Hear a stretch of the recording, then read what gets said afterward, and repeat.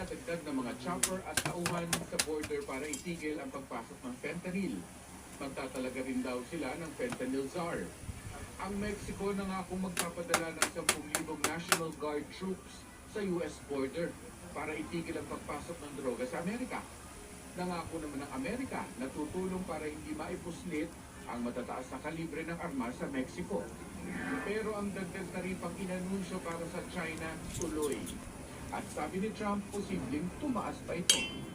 Sagot naman ng China 10 to 15% na dagdag taripa sa iba't ibang US export gaya ng coal at crudo simula February 10. Git ang China, problema ng Amerika ang issue nito sa fentanyl. Questioning din daw nila ang mga dagdag taripa sa World Trade Organization.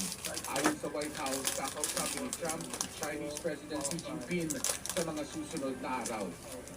Sa gitna nito, lumulutang ang panukalang universal tariff sa lahat ng inaangkat na produkto ng Amerika.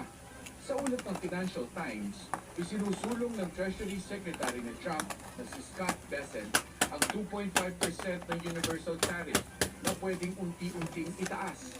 Sakaling matuloy yan, pwedeng maapektuhan ng Pilipinas. Lalo't major trading partner nito ang Amerika ayon sa DTI. Handa raw makipag-usap ang Pilipinas sa Amerika tungkol dito. Para sa GMA, Mark Salazar, ang inyong saksi. Sa pagkasunduan,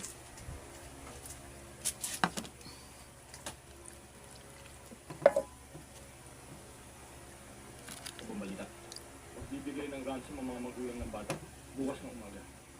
Magaling. Sinunod ba nila ang gusto kong mangyari? Oo, Commander. Sa katunayan nga sila pa yung nakipag-ugnayan sa mga otoridad. Baka may mangyari sa nila. Mabuti naman at natuto sila.